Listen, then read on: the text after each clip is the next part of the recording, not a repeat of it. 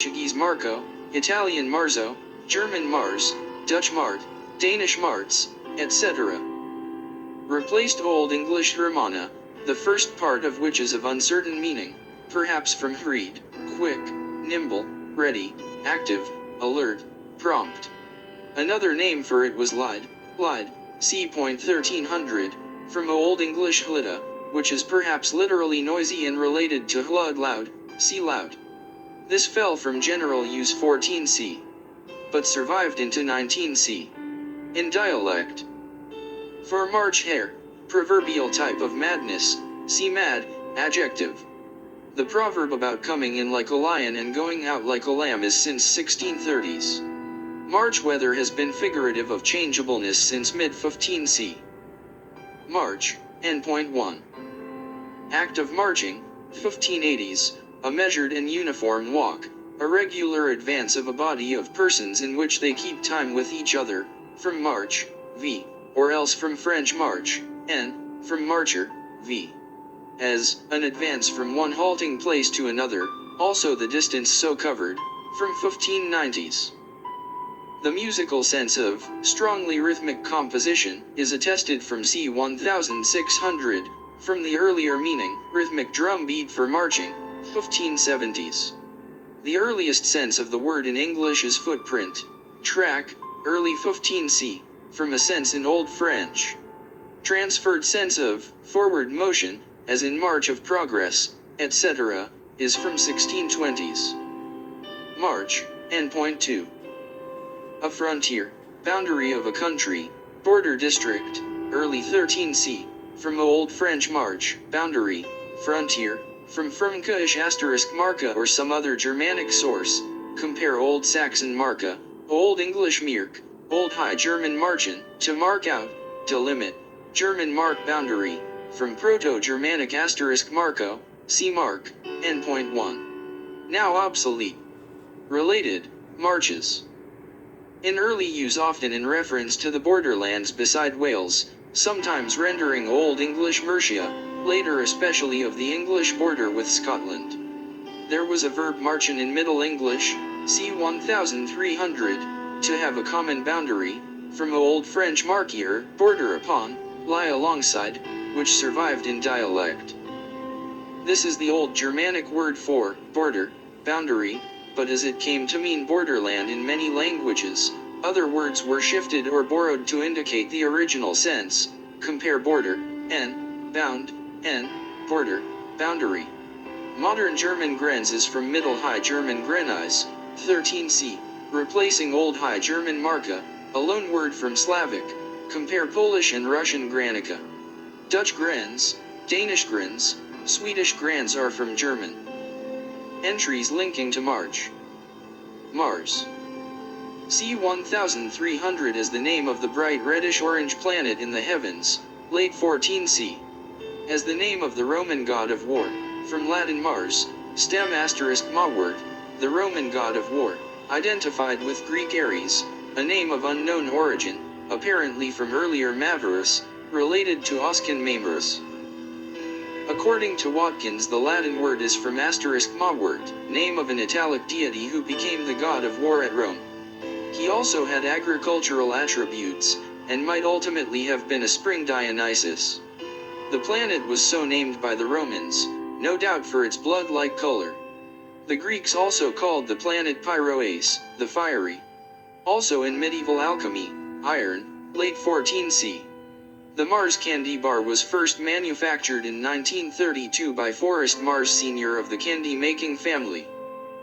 Loud, adjective, Middle English, from Old English hlud, noisy, making or emitting noise, of voices, musical instruments, etc., from Proto-Germanic * hlud as heard, source also of Old Frisian and Old Saxon hlud, Middle Dutch luid, Dutch luid, Old High German hlud, German lot loud, from pi * klutos, source also of Sanskrit sruta, Greek kleitos, heard of, celebrated, Latin inclutives, renowned, famous, Armenian loo known, Irish cloth noble, brave, Welsh clod praise, fame, suffixed form of root * clo to hear.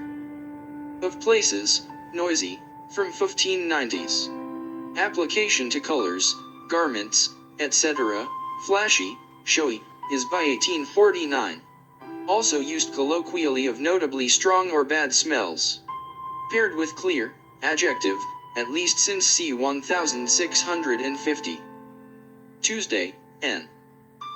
Third day of the week, Old English Tiwsda egg, from Tiwes, genitive of tiwtu, from Proto-Germanic *tiwes, god of the sky, the original supreme deity of ancient Germanic mythology, differentiated specifically as Tiu, ancient Germanic god of war, from pi *dio god, from root *diu to shine, in derivatives, sky, heaven, god.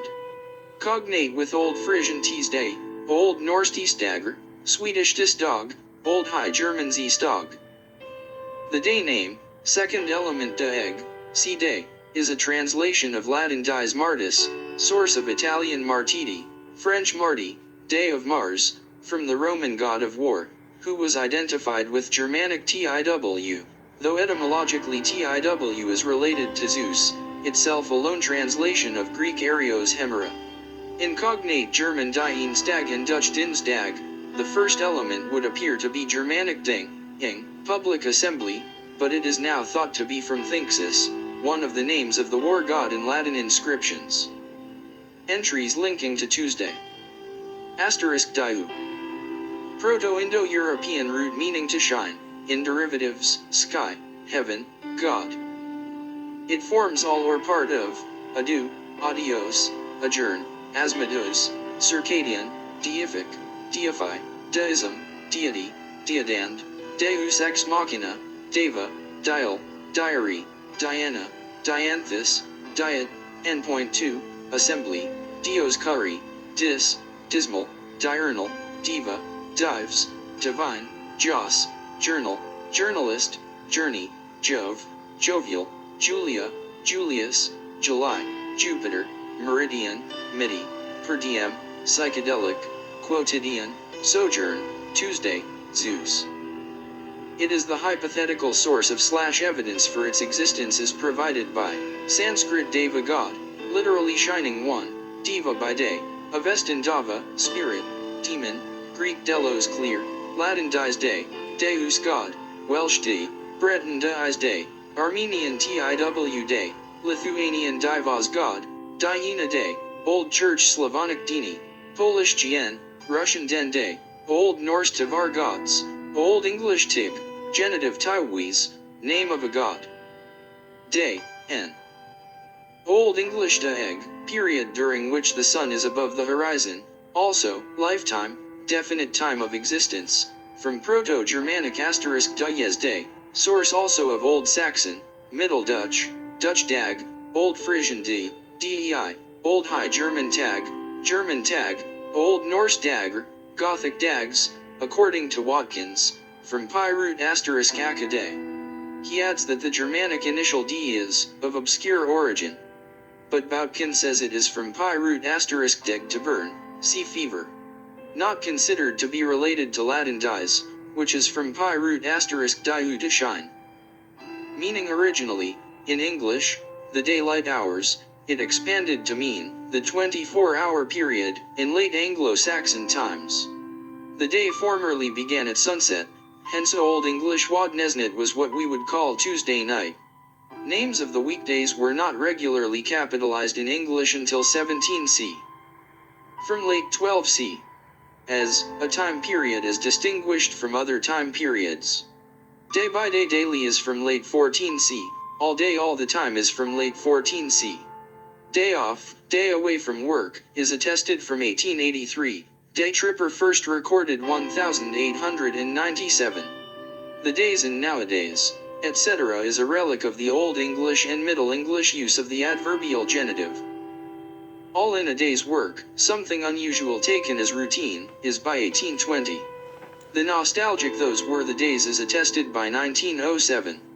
That'll be the day, expressing mild doubt following some boast or claim, is by 1941. To call it a day stop working is by 1919, earlier call it a half day, 1838. One of these days, at some day in the near future, is from late 15C. One of those days, a day of misfortune, is by 1936. Zeus. Mardi Gras. Mad. Mark. Border. Bound. Démarche. Asterisk Merc. Mush. Countermarch. Dead March. Marquee. Quick March. Marcomani. Mercia. See all related words. 15.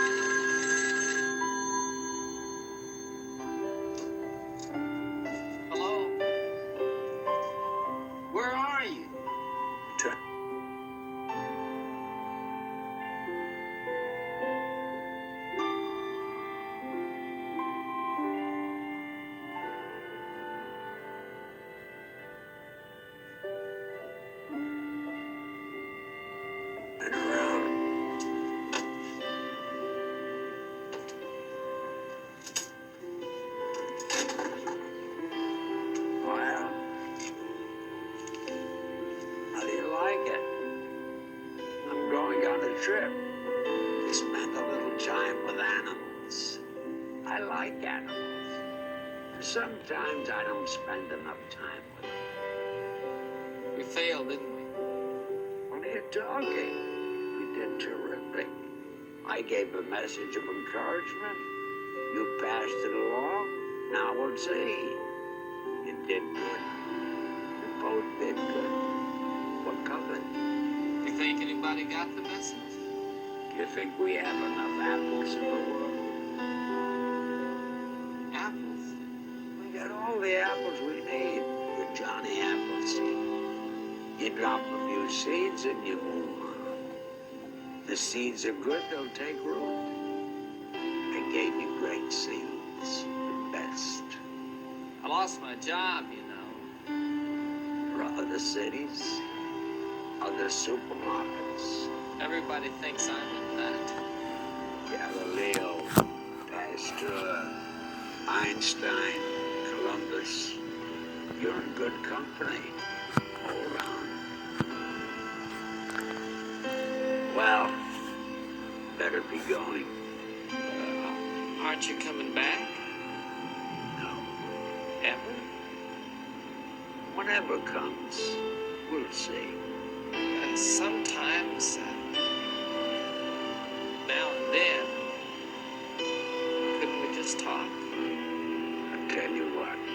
You talk.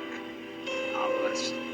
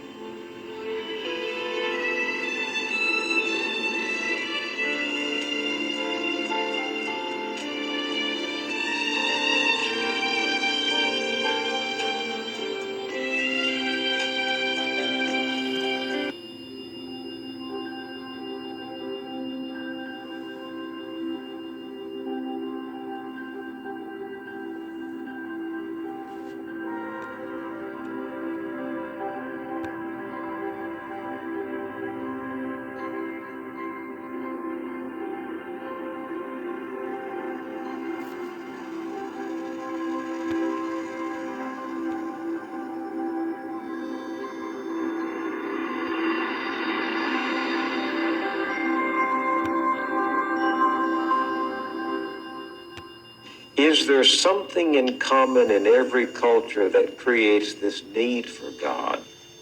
Well, I think anyone who has an experience of mystery at all knows that there is a dimension, let's say, of the universe that is not that which is available to his senses. There's a wonderful saying in one of the Upanishads when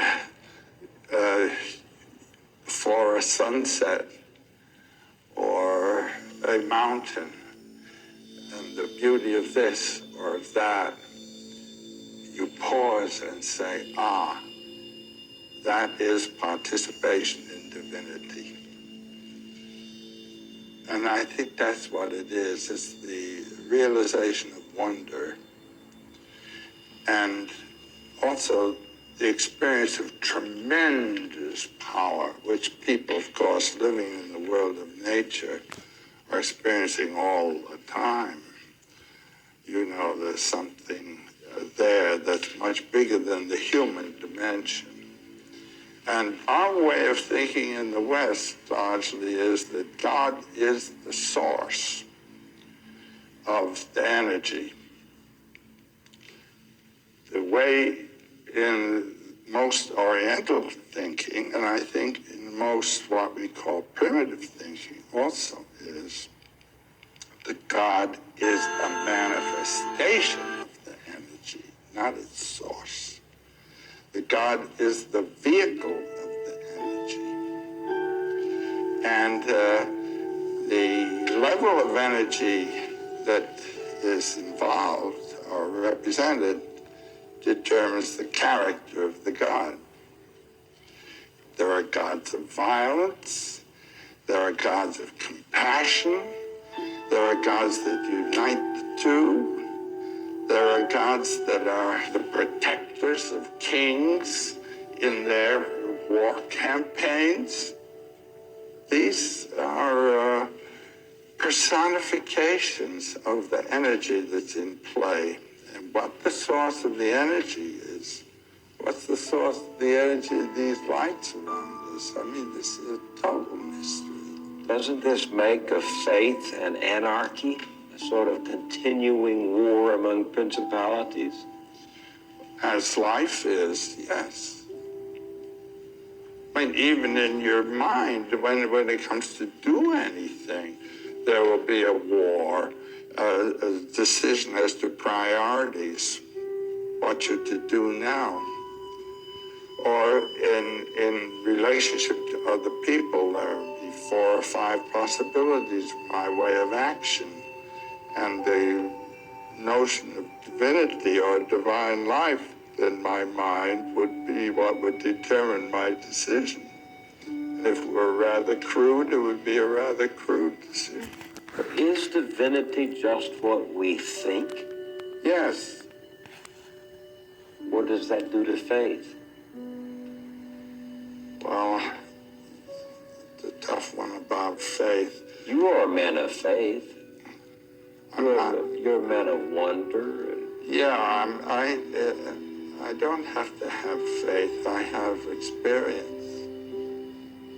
What kind of experience? Well, I have experience of the wonder of the life. I have experience of love. I have experience of hatred, malice. I like to punch the guy's jaw. And I admit this. But those are different divinities. I mean, from the point of view of symbolic imaging, those are different images operating in me. For instance, when I was a little boy and was being brought up a Roman Catholic, I was told I had a guardian angel on my right side and a tempting devil on my left. And when it came to making a decision of what I would do, the decision would depend on which one had most influence on me. And I must say that in my boyhood, and I think also in the people who were teaching me, they actually concretized those thoughts. It did what? It was an angel. That angel is a fact, and the devil is a fact, you see. Otherwise, one thinks of them as metaphors for the energies that are afflicting and guiding you. And those energies come from? From your own life, the energy of your own body, the different organs in your body, including your head, are the conflict systems. And your life comes from where? Yeah, there you are.